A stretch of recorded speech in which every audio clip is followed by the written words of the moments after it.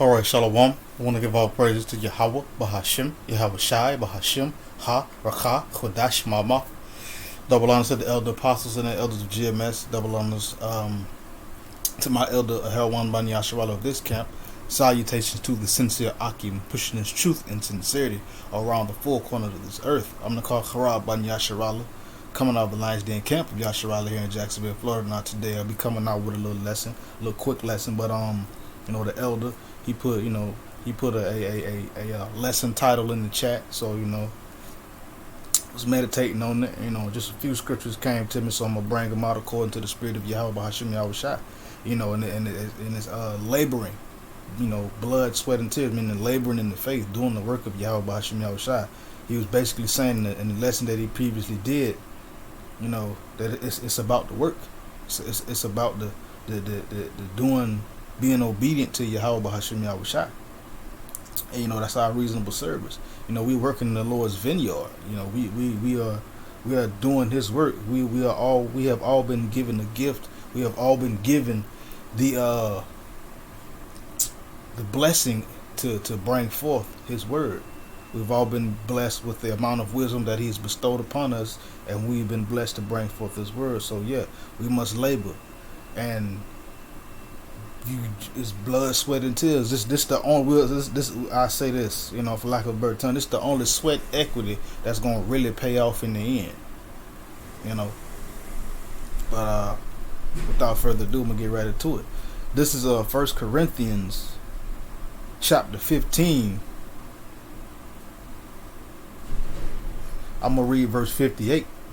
It says, "Therefore, my beloved brethren, be ye steadfast, unmovable, always abounding in the work of the Lord Yahawah Hashem Yahawashi, for as much as you know that your labor is not in vain in the Lord." So the Lord is saying, be steadfast, be unmovable, be established, be concrete in Yahawah Hashem Yahawashi. You abound in your work, meaning you increase in your work, or you increase your work in Yahawah Yahawashi. As far as much as you know, meaning as long as you know this, that the work and the labor that we do, it is not in vain. So the pushing that we do is not in vain. The times that we take out of the many days that we have to do this work, that is not a vain work. It is very beneficial. You showing the Most High that you respect the gift that He has given you, and the position and the honor that He has bestowed upon you. And yes, you get this truth, and you abound, like the elder was saying, through blood, sweat, and tears. There's brothers that have actually literally bled in this truth, but who bled for Yahawah Yahawashi. It's been brothers in here in this truth that's been attacked physically while out there on the highways and the byways. That also goes into, as a matter of fact, I'm going to get it. Having your body as a living sacrifice.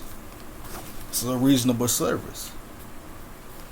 Some of these things, some of the stuff and the knowledge and the wisdom that we have and going to obtain in Yahawah Hashem Yahawashi, some of that wisdom we gonna have to, like they say, get it out the mud. Get the butter from the duck. Get it out the trenches. It ain't gonna always be smooth sailing.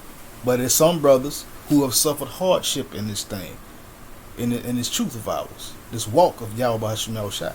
But let's continue on that point. This is Romans chapter 12, verse 1. It says, "I beseech you, therefore, brethren, by the mercies of Yahawah Hashem Yahawashi, that ye present your bodies as a living sacrifice, holy, acceptable unto Yahawah, which is a reasonable service." So we have been beseeched by our brother. As a matter of fact, let me make sure, because sometimes I get Peter and Paul mixed up.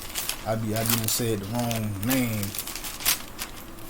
Yeah, Paul in Romans. He was saying, "I beseech you, therefore, brother, through the power and spirit of Yahawah Hashem Yahawashi." He wrote this. This was wrote then, and it applies to this day. So he's saying, "I beg of you, I plead with the brethren, the Akim, by the tender mercies of Yahawah Hashem Yahawashi, that we present ourselves or our bodies as a living sacrifice. That goes back to brothers literally, shedding blood for this truth, or being in this truth, literally being attacked. Because when we go out there, we present our bodies as a living sacrifice. True enough, anything can actually happen while we're out there teaching. We're not out there being violent or anything, but things can still transpire. Things can still happen. But we present our bodies as a living sacrifice. We take that risk. That's that label. That's where the benefit comes from of doing this work of Yahawah Hashem Yahawashi. And then on top of that, this is acceptable unto Yahawah, that we labor and that we work, and that we present ourselves as our bodies as a living sacrifice, because this is our reasonable service. Reasonable service. This is a due diligence. This is a requirement. Just look at 2/3 of our men who chose to not do this work. They're gonna get beat with a serious destruction. This is a reasonable service. We're required to do this. It's not a choice per se. For lack of a better term. But yeah. And also according to Sirach, just roughly paraphrasing, non-verbatim, but hate not laborious works. Don't hate to do this work. Don't dislike doing the work of Yahawah Hashem Yahawashi.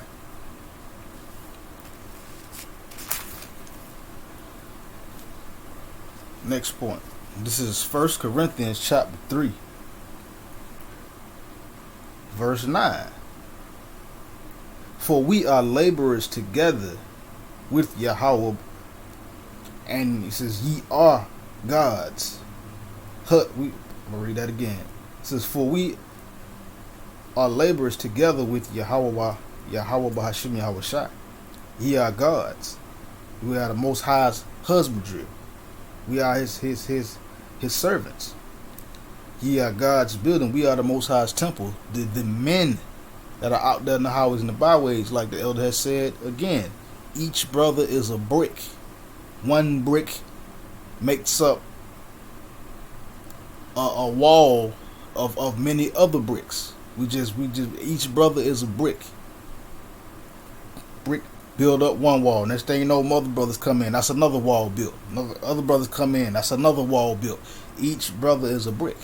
Each brother is a spectrum of light in this thing. But we are laborers together with the Most High. We are laborers together with Yahawashi. Yahawashi, he worked. He did the work of Yahawah Hashem Yahawashi. He blood, sweat, until he went through. He shed his blood for this truth. Literally. So there were things that Yahawashi per se got from the mud. Basically got it through laboring in Yahawah Hashem Yahawashi.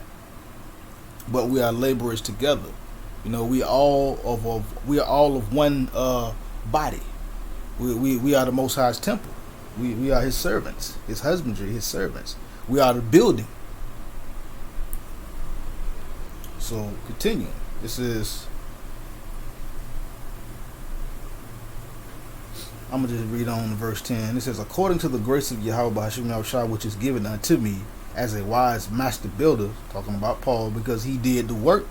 He labored, and the grace was given unto him by the Most High. And Peter was Paul was a very wise man. He was a wise brother. And he says, I have laid the foundation and another buildeth thereupon, meaning Paul was a forerunner. He was one of the disciples that built the foundation and worked on the foundation right along with Yahawashi, our big brother. They labored with the Lord while he was here. So he's already laid the foundation, and another man builded thereupon. We are the brothers, the Akim, that are building thereupon. We are the ones who are laboring in this truth and doing the work of Yahawah Hashem Yahawashi. But let every man take heed how he buildeth thereupon. So let every man take heed how he buildeth thereupon. Let every man take heed on how he do this work and represent and present Yahawah Hashem Yahawashi, because you can't do this all willy nilly. You can't wing it or half ass it, for lack of a better term. You can't fake like you build it, because this work requires you to build for real. You can't pick up a hammer and act like you hammering in a nail, because when it come time for the stretch test, if your work ain't solid, it's gonna fall. But let's continue. Verse 11. This is for other foundation can no man lay that is, it's like that, then that is laid, which is Yahawashi Hamashiach. So no other foundation can be laid. You cannot work on some other work other than Hamashiach Yahawashi. Yahawashi was that foundation, and it's already been laid. You cannot labor for Yahawah Yahawashi doing your own thing or something else. It just does not work, because Yahawashi was that foundation. It's been laid, and we must work on that foundation. We must labor on that foundation. Verse 12, it says, now if any man build upon this foundation gold, silver, precious stones, wood, hay, stubble, every man's work shall be made manifest, for the day shall declare it, because it shall be revealed by fire, and the fire shall try every man's work of what sort it is. So if any man build upon the foundation of Yahawashi, whether it be gold, silver, precious stones, wood, hay, or stubble, every man's work is going to be made manifest. The Lord is going to manifest every man's work, and you're going to know who's been laboring and building with the right tools and laboring in Yahawah Hashem Yahawashi as opposed to, and those who are not. That's where you get to, you're going to know if a brother's been using gold or silver or precious stones, wood, hay, or stubble. You're going to know, because the Lord is going to reveal it. Meaning, you're going to know who's bringing forth the truth, who's furthering the agenda of Yahawah Hashem Yahawashi, who's laboring in righteousness, and those who aren't laboring in righteousness. You could say the brothers that are doing this work truly, sincerely, those are the brothers that build upon the foundation with gold, silver, and precious stones. Those are valuable. Like emeralds and rubies, those are very valuable, precious stones, just to give you an idea. But you also know those who use wood, hay, and stubble. Basically brothers that try to